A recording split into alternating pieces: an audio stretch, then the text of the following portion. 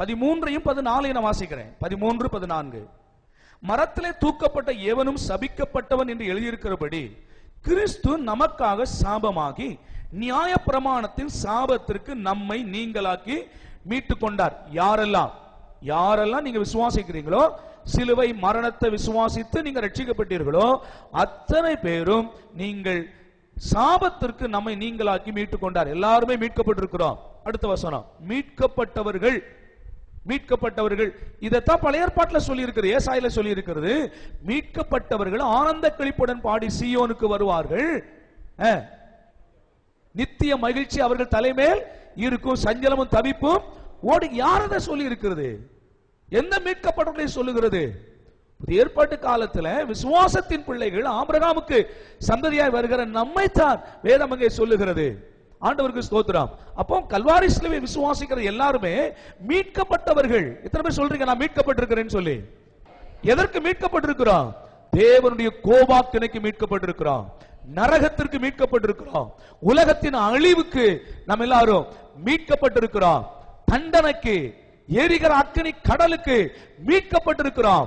ஆக நான் சொல்லுகிறேன், உங்கள் மேல் இரண்டாம் மரணத்துக்கு அதிகாரம் இல்லை. நம்ம எல்லாரும் மீட்கப்பட்ட தேவனுடைய ஜனங்கள். அல்லேலூயா. மீட்கப்பட்டவர்களுக்கு ஒரு அடையாளம் என்ன? அவர்கள் மீட்கப்பட்டவர்கள் ஆனந்த களிப்புடன் பாடி சீயோனுக்கு வருவார்கள். அப்ப மீட்கப்பட்டவர்களுக்கு ஒரு அடையாளமே எது அப்படின்னு கேட்டா, கர்த்தரை பாடுகிற பாடல், மீட்கப்பட்டவர்கள் பாடுகிற ஒரு பாடல், துதியின் பாடல், விடுதலையின் பாடல், ரட்சிப்பின் பாடல். ஆண்டவருக்கு ஸ்தோத்திரம். இவ்வளவு பெரிய ரட்சிப்பை இலவசமாய் தந்த ஆண்டவருக்கு நான் என்னத்தை செலுத்துவேன் என்ற ஒரு கேள்வி நமக்குள்ள வந்துருச்சுன்னா, நாம் அவருக்கு ஈடாக ஒன்றையுமே செலுத்த முடியாது. ஆண்டவரே, என் இருதயத்தில் இருக்கிற அன்பை பாடலாய் பாடுகிறேன், என் இருதயத்தில் இருக்கிற நன்றிகள்லாம் நான் பாடலாய் பாடுகிறேன், வார்த்தையின் வடிவாக நான் சொல்லுகிறேன் என்று பாடல் தானாய் வரும். ஆமென் சொல்லுங்க. அல்லேலூயா. அந்த வசனம் கீழே வாசிக்கிறேன் பாருங்க. 13, மரத்திலே தூக்கப்பட்ட எவனும் சபிக்கப்பட்டவன் எழுதியிருக்கிறபடி கிறிஸ்து நமக்காய் சாபமாகி நியாய பிரமாணத்தின் சாபத்திற்கு நம்மை நீங்களாக்கி மீட்டுக் கொண்டார். மீட்டுக் கொண்ட பிள்ளைகளுக்கு தான் அடுத்த வசனம் சொல்லுது. யாரெல்லாம் மீட்கப்பட்டார்களோ அவர்களுக்கு தான் சொல்லுகிறது. 14ஆம் வசனம், ஆபிரகாமுக்கு உண்டான ஆசீர்வாதம் கிறிஸ்து இயேசுவினால் புறஜாதிகளுக்கு வரும்படியாகவும். தெளிவா சொல்லிட்டார். இது ஆபிரகாமின் சந்ததிகள் இல்லாவிட்டால் அந்த இஸ்ரவேலர்களுக்கு என்று சொல்லாமல் ரொம்ப தெளிவா சொல்லிட்டார். யாருக்கா? புறஜாதிகளுக்கு. எல்லாம் சொல்லுங்க, யாருக்கு? புறஜாதிகளுக்கு. யாரெல்லாம் இயேசு விசுவாசித்தார்களோ புறஜாதிகளுக்கு கிறிஸ்து இயேசுவின் மூலமாய் ஆபிரகாமுடைய ஆசீர்வாதம். அப்படி சொன்னா ஆபிரகாமுக்கு கொடுத்த வாக்குத்தத்தம், ஆபிரகாமுக்கு இட்ட ஆணை, இது எல்லாம் யார் மேல வருகிறது? கிறிஸ்து இயேசுவின் மூலமாய் விசுவாசிக்கிற நமக்கு வந்து சேருகிறது. எத்தனை பேர் விசுவாசிக்கிறீங்க? நான் சொல்றேன், உங்கள் பிதாக்களுக்கு ஆணையிட்டபடியே கர்த்தர் உங்களை விருத்தி அடைய செய்வார் என்றால் அது நமக்கு பொருந்துமா? அப்பிதாக்களுக்கு ஆணையிட்டபடியே நான் உங்களை விருத்தி அடைய பண்ணுவேன் என்று சொன்னால் அது நமக்கு பொருந்துமா? ஆமென், ஆமென், அல்லேலூயா. எத்தனை விசுவாசிக்கிறீங்க நான் விருத்தி அடைவேன்? சொல்லுங்க பார்க்கலாம். நான் விருத்தி அடைவேன். நான் சொல்ல திரும்ப சொல்லுங்க. இப்பொழுது இருக்கிறதை பார்க்கலாம் 1000 மடங்கு நான் விருத்தி அடைவேன். என்னுடைய விருத்தி அடைதலை எந்த சக்தியாலும் தடுக்க முடியாது. நான் விருத்தி அடைவேன். கர்த்தருடைய நாமத்தின் மகிமைக்காக அவர் என்னை விருத்தி அடைய செய்வார். அல்லேலூயா. சரி, இப்போ பிதாக்களுக்கு ஆணையிட்டு கொடுத்த சில விஷயங்களை நான் உங்களுக்கு சொல்ல போறேன். பிதாக்களுக்கு ஆணையிட்டு கர்த்தர் கொடுத்திருக்கிறார். எதுலெல்லாம் ஆணையிட்டு கொடுத்து எந்த காரியங்களை கர்த்தர் உங்களை விருத்தி அடைய பண்ணுகிறார் என்பதை பார்க்கலாம். ஆனா அதை பார்த்துட்டு அதுக்கு பின்னால கிறிஸ்து இயேசுவுக்குள் புதிய ஏற்பாட்டு காலத்தில் கிருபையினால நம்ம எதெல்லாம் விருத்தி அடைகிறோம் என்பதை பார்ப்போம். ஆண்டவருக்கு ஸ்தோத்திரம். பிதாக்களுக்கு ஆணையிட்டு கொடுத்த காரியத்திலும் விருத்தி அடைவோம். கிறிஸ்து இயேசுவின் கிருபையினாலும் அநேக காரியங்களை நாம் என்ன செய்ய போகிறோம்? விருத்தி அடைய போகிறோம். அதை படிக்கதான் அது நமக்குள்ள வேலை செய்யும். பவுல் சொல்லுகிறார், நான் உங்களுக்கு பிரசங்கித்ததை நீங்கள் விசுவாசித்தது முதற்கொண்டு அது உங்களுக்கு பலன் தருகிறது. அப்போ வசனத்தை கொடுக்கும் போது நீங்க அதை விசுவாசிக்கும் போதுதான் அது உங்களுக்குள்ள வேலையை செய்து பலன் கொடுக்க ஆரம்பிக்குது. அப்போ நான் அதை சொல்றேன். இன்னைக்கு பிதாக்களுக்கு ஆண்டவர் என்னெல்லாம் வாக்கு பண்ணி இருக்கிறாரோ அதை நாம படிப்போம், அதுல விருத்தி அடைவோம். அதுக்கப்புறம் கிறிஸ்து இயேசுவின் கிருபைக்குள்ளேயே என்ன செய்வோம், நிறைய காரியங்கள்ல விருத்தி அடைவோம். சரி, இப்போ முதலாவது ஆண்டவர் நம்முடைய பிதாக்களுக்கு ஆணையிட்டு கொடுத்த காரியம் என்ன? ஆதியாகமத்தின் புத்தகம் 22ஆம் அதிகாரம், ஆதியாகமம் 22 18வது வசனத்தை வாசிக்கிறேன். ஆதியாகமம் 22:18. நீ என் சொல்லுக்கு கீழ்ப்படிந்தபடியினால் உன் சந்ததிக்குள் பூமியில் உள்ள சகல ஜாதிகளும் ஆசீர்வதிக்கப்படும் என்று என் பேரில் ஆணையிட்டேன். எதை ஆணையிட்டு கொடுக்கிறார்? இதத்தான் அங்க மோசே சொல்லுகிறார். இப்ப நீங்க அப்படியே நம்ம முதல்ல வாசித்த வசனம் இருக்கு பாருங்க, உபாகமம் 13:18. இப்ப நீங்க ஒரு தடவை நீங்க அதை பார்த்தீங்கன்னா இன்னும் கூட உங்களுக்கு நல்ல விளங்கும் பாருங்க. அது உபாகமம் 13ஆம் அதிகாரம் 18வது வசனத்தை மறுபடியும் கவனிங்க. கர்த்தர் தமது கோபத்தின் உக்கிரத்தை விட்டு திரும்பி உனக்கு தயை செய்து உனக்கு இறங்கி அவர் உன் பிதாக்களுக்கு ஆணையிட்டபடி உன்னை விருத்தியடைய பண்ணுவார். என்ன ஆணையிட்டு கொடுத்தார்? இப்ப இதை வாசிங்க. 18:22 பாரு. நீ என் சொல்லுக்கு கீழ்ப்படிந்தபடியினால் உன் சந்ததிக்குள் பூமியில் உள்ள சகல ஜாதிகளும் ஆசீர்வதிக்கப்படும் என்று என் பேரில் ஆணையிட்டேன். என்ன ஆணையிட்டு கொடுத்தாரா? பிதாக்களுக்கு என்ன ஆணையிட்டு கொடுத்தாரா? உனக்குள் உன் சந்ததிக்குள் பூமியில் உள்ள சகல வம்சங்களும் ஆசீர்வதிக்கப்படும். அந்த உனக்குள் பூமியில் உள்ள சகல வம்சங்கள் என்று சொல்வதற்குள்ளதான் நாம என்ன செய்கிறோம், வந்திருக்கிறோம். அப்படியானால் இந்த முதலாவது ஆணையிட்டு எதை கொடுத்திருக்கிறார் அப்படின்னு கேட்டா ஆசீர்வதிக்கப்படும். ஆணையிட்டு கொடுத்த காரியம் எது? என்னது? ஆசீர்வதிக்கப்படும். அப்ப நான் சொல்கிறேன், நம்மளதான் அன்னைக்கு கர்த்தர் மனதில் வச்சு சொன்னார். ஆபிரகாமே கர்த்தர் இந்த வார்த்தை ஆணையிட்டு கொடுக்கும் போது நம்மை மனதில் வைத்துதான் அன்னைக்கு ஆபிரகாமை பார்த்து சொன்னார், உனக்குள் பூமியில் உள்ள சகல வம்சங்களும் ஆசீர்வதிக்கப்படும் என்று என் பேரில் ஆணையிட்டேன் என்று கர்த்தர் ஆணையிட்டு கொடுத்தார். அப்படியானால் ஆபிரகாமின் சந்ததிக்குள்ளே ஆசீர்வதிக்கப்படுகிற சந்ததி தான் நாம எல்லாரும். ஆபிரகாம் சந்ததி தான் கிறிஸ்து வந்தார், கிறிஸ்துவுக்குள்ள நாம எல்லாரும் என்ன செஞ்சிருக்கிறோம், வந்திருக்கிறோம். அப்ப நாம தான் அந்த சந்ததி, ஆவிக்குரிய சந்ததி நாம தான். புதிய ஏற்பாட்டு காலத்தின் விசுவாச சந்ததி நாம தான். அப்போ முதலாவது கர்த்தர் நம்மை எதில் விருத்தி அடைய பண்ணுவார் என்று கேட்டால், உங்கள் பிதாக்களுக்கு ஆணையிட்டபடியே கர்த்தர்களை விருத்தி அடைய எதில் விருத்தி அடைய பண்ணுவார்? ஆசீர்வாதத்தில் விருத்தி அடைய பண்ணுவார். ஆசீர்வாதத்தில் விருத்தி அடைய பண்ணுவார். சரி, ஆசீர்வாதம் என்றால் என்ன? ஒரு கேள்வி. பல வருடங்கள் ஆண்டாண்டு காலமாக இதை நம்ம கேட்டுக்கிட்டு இருக்கிறோம்.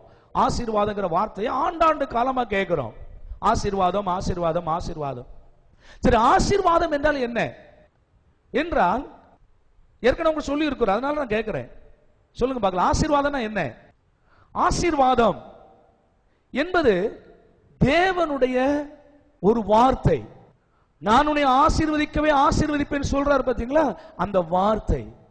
அந்த வார்த்தை நம்ம மேல வந்து ஒரு ஜீவன் மாதிரி உட்கார்ந்து இருக்குது. நான் உன்னை ஆசீர்வதிப்பேன் அப்படி சொல்லிட்டார் இல்லையா, அந்த சொன்ன வார்த்தை நம்ம மேல வந்து எப்படி உட்கார்ந்து இருக்குதா, அது ஒரு சக்தி, ஒரு வல்லமை, ஒரு ஜீவன் மாதிரி நம்ம மேல உட்கார்ந்து இருக்குது. நான் உன்னை ஆசீர்வதிக்கவே ஆசீர்வதிப்பேன், அதுதான் ஆசீர்வாதம் நம்ம மேல வந்திருக்குது.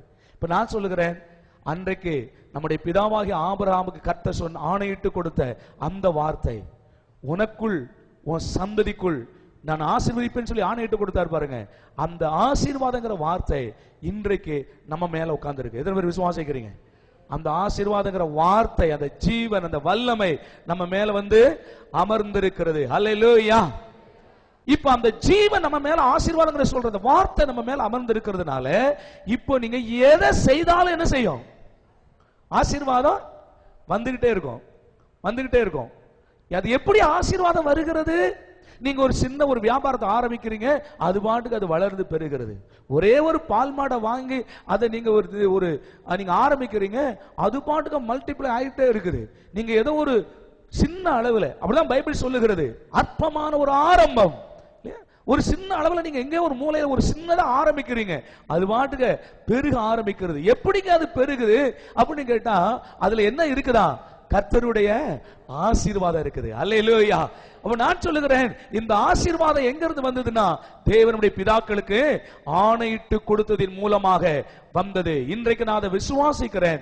அப்ப அந்த ஆசீர்வாதம் நமக்கு என்ன செய்யும்? கண்டிப்பாக வரும். ஆசீர்வாதத்தில் நீங்கள் என்ன செய்வீர்கள்?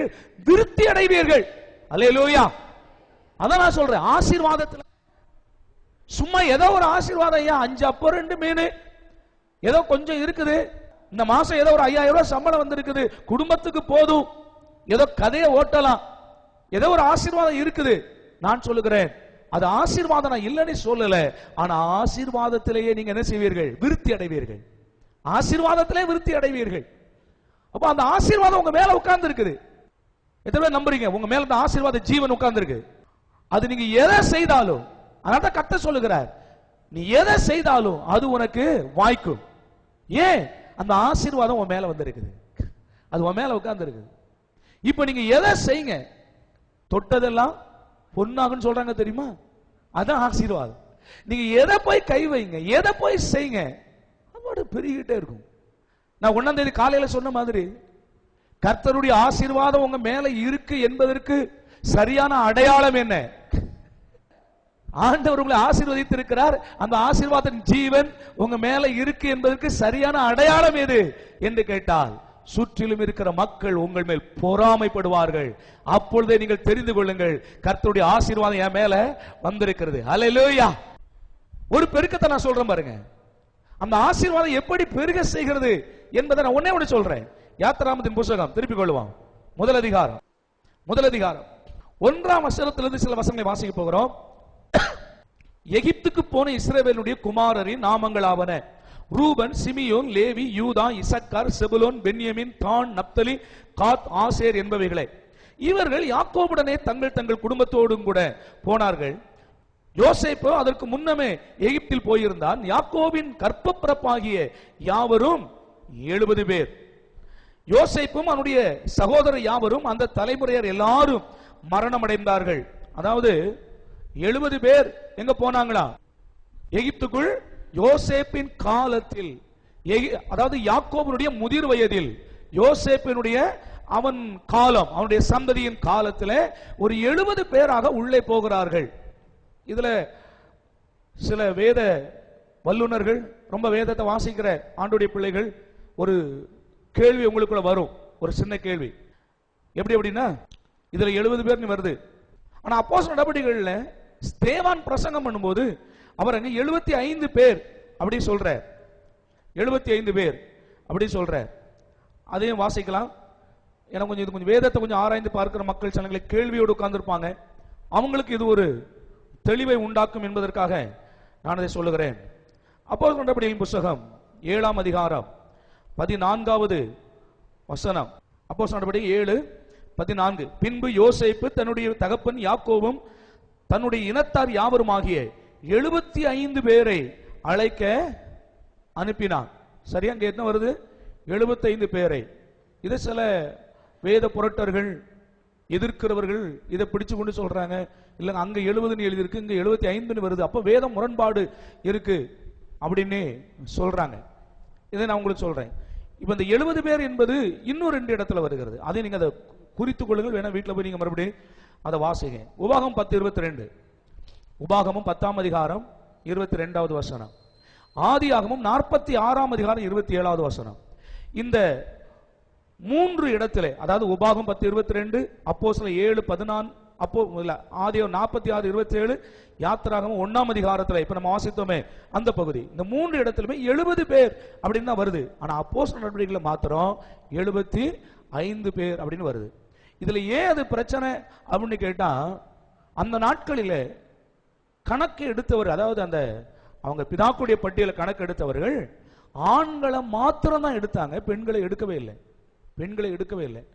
ஆனால் இவர் என்ன அப்போஸ்தலர் நடவடிக்கைகள் ஸ்தேவான் சொல்லும்போது எதை சொல்லுகிறார் அப்படி சொல்றாங்கன்னா, அவர் சில பெண்களையும் அவர் சேர்த்திருக்கிறார். சில குறிப்பிட்ட அந்த பிதாக்களுடைய சந்ததியில் இருக்கிற பெண்களை மாத்திரம் அவர் சேர்த்து, அவங்க பிள்ளைகளை பிறந்திருக்காங்கல்ல அந்த பெண்களையும் சேர்த்திருக்கிறார். ஆனா சிலர் இந்த பெண் பிள்ளைகளை விட்டுட்டாங்க, அதை சேர்க்கல. ஆனா ஸ்தேவான் சொல்லும் போது அந்த பிள்ளைகளையும் சேர்த்துதான் சொல்லுகிறார் என்று சொல்றாங்க. அதுதான் அந்த நம்பர்ல வருகிற ஒரு பிரச்சனை. சரி, இப்ப அதெல்லாம் முக்கியம். ஆனால் 70 பேர் இல்லாட 75 பேர் இப்ப எங்க போகிறார்களா? எகிப்துக்குள்ள போறாங்க. இதை நீங்க மனசுல வச்சிருங்க. சரி, இப்ப மறுபடியும் யாத்திரை 1ஆம் அதிகாரத்தை இருப்பங்க. மறுபடியும் 6ஆம் வசனத்தை வாசிக்கிறேன். யோசேப்பும் அவனுடைய சகோதரர் யாவரும் அந்த தலைமுறையார் எல்லாரும் மரணம் அடைந்தார்கள். எப்போ? யாக்கோபுடைய பிள்ளைகள் அந்த சந்ததியார் எல்லாரும் மரணம் அடைந்தார்கள். அப்படியானால் எகிப்துக்குள்ள போய் எத்தனை தலைமுறையாச்சு? எகிப்துக்குள்ள போய் எத்தனை தலைமுறையானது? ஒரே தலைமுறை. சரிதான் நான் சொல்றது? ஒரே தலைமுறை. ஓகேவா? இஸ்ரவேல் புத்திரர் 7ஆம் வசனம், இஸ்ரவேல் புத்திரர் மிகுதியும் பலுகி ஏராளமாய் பெருகி பலத்திருந்தார்கள். தேசம் அவர்களால் எவ்வளவு நாட்கள்ல? இது ஒரு தலைமுறையில சொல்லியிருக்கா இல்ல ஒருவேளை அதுக்கு மேல வந்த தலைமுறையில சொல்லியிருக்கான்னு ஒரு சந்தேகம் வரலாம் இல்லையா? இப்ப நீங்க அடுத்த வசனம் வாங்க. நான் ஒரே தலைமுறையில் என்பதை நான் காண்பிக்கிறேன். அடுத்த வசனம் வாங்க. 8ஆம் வசனம், யோசேப்பை அறியாத புதிய ராஜன் ஒருவன் எகிப்திலே தோன்றினான். யோசேப்பை அறியாத அப்படின்னா யோசேப்பு மரித்த பிறகு வருகிற அடுத்த ராஜா, இல்லனா அதுக்கு அடுத்த ராஜா இருக்கணும். அவ்வளவுதான். ஒரு 2 ராஜா மாறி இருக்கலாம், 2 ராஜா மாறி இருக்கலாம். ஆனால் தலைமுறை என்பது அந்த ஒரு தலைமுறையிலேயே யோசேப்பு வாழ்ந்து மரித்த அந்த ஒரு தலைமுறையிலேயே அவர்கள் அவ்வளவாய் பெருகி இருக்கிறாங்க. இவ்வளவு பெருக்கம் பெருகி இருக்கிறாங்க. எந்த அளவுக்கு பெருகினார்கள் அப்படின்னு கேட்டா தேசம் அவர்களால் நிறைந்தது. அல்லேலூயா. தேசம் அவர்களால் நிறைந்தது. அப்ப நான் சொல்லுகிறேன், நம்முடைய இந்த சந்ததி, யோசேப்பின் சந்ததி, இந்த சந்ததியிலே நான் சொல்லுகிறேன், மேட்டூர் தாலுகா தேவனுடைய ஜனங்களால் நிரம்பும். மேட்டூர் தாலுகா தேவனுடைய பிள்ளைகளால் நிரம்பும். ஆண்டவருக்கு ஸ்தோத்திரம். அடுத்த வசனம் பாருங்க. அவன் தன் ஜனங்களை நோக்கி, இதோ இஸ்ரவேல் புத்திரராகிய ஜனங்கள் நம்மிலும் ஏராளமானவர்களும். அல்லேலூயா. நான் சொல்லுகிறேன், மேட்டூர் தாலுகாவில் புலம்ப போறாங்க அநேக ஆட்கள். தமிழ்நாட்டில், இந்தியாவில் எத்தனை தடை சட்டங்களை கொண்டு வரட்டும், எத்தனை விதமான தடைகளை கொண்டு வரட்டும், எத்தனை பார்வோன்கள்